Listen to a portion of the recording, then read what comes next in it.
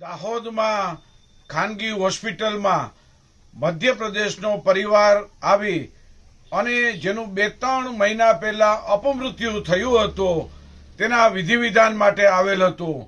આ પરિવારે મધ્યપ્રદેશની અંદર જેનું અપમૃત્યુ થયું હતું એના આત્મા બોલાવવાનો પ્રયત્ન કર્યો, પરંતુ તાંત્રિકના કહેવા મુજબ આત્મા આવેલ ન હતો। આ આત્માને બોલાવવા માટે અને એને બાંધી રાખવા માટે, લઈ જવા માટે મધ્યપ્રદેશનો પરિવાર દાહોદ આવી અને હોસ્પિટલની અંદર વિધિ વિધાન કરે છે, રસ્તા ઉપર વિધિ વિધાન કરે છે, સફેદ કપડાની અંદર આ વિધિ વિધાન કરી અને આત્માને લઈ જવાનો નુસ્ખો કરે છે। આ બધી વાત છે વિજ્ઞાન જાતા હંબક, બેબુનિયાદ, અતાર્કિક અને અવૈજ્ઞાનિક જાહેર કરે છે। વિજ્ઞાને આત્મા સંબંધી અનેક સંશોધનો કર્યા, પરંતુ એક પણ પુરાવા મળ્યા નથી। આજે પણ તંત્ર વિદ્યામાં આત્માના નામે લોકોને બેવકૂફ બનાવવામાં આવે છે।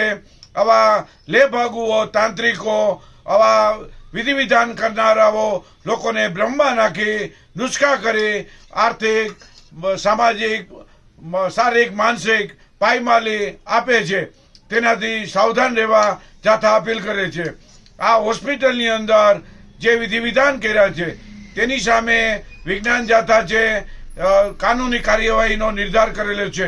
સો મોટો દાખલ કરી અને તાંત્રિક એના પરિવાર સામે ગુનો દાખલ થાય તે સંબંધી ઠોસ કદમ જાથાએ ઉપાડ્યું છે।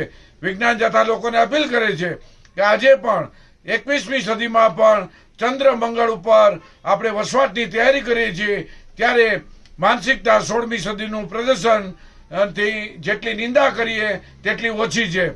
લોકોએ આવા લેભાગુઓથી સાવધાન રહી ભાવિ પેઢીને ધ્યાનમાં રાખી અને નવાંગતુક વિચારને અમલમાં મૂકવાની જરૂર છે।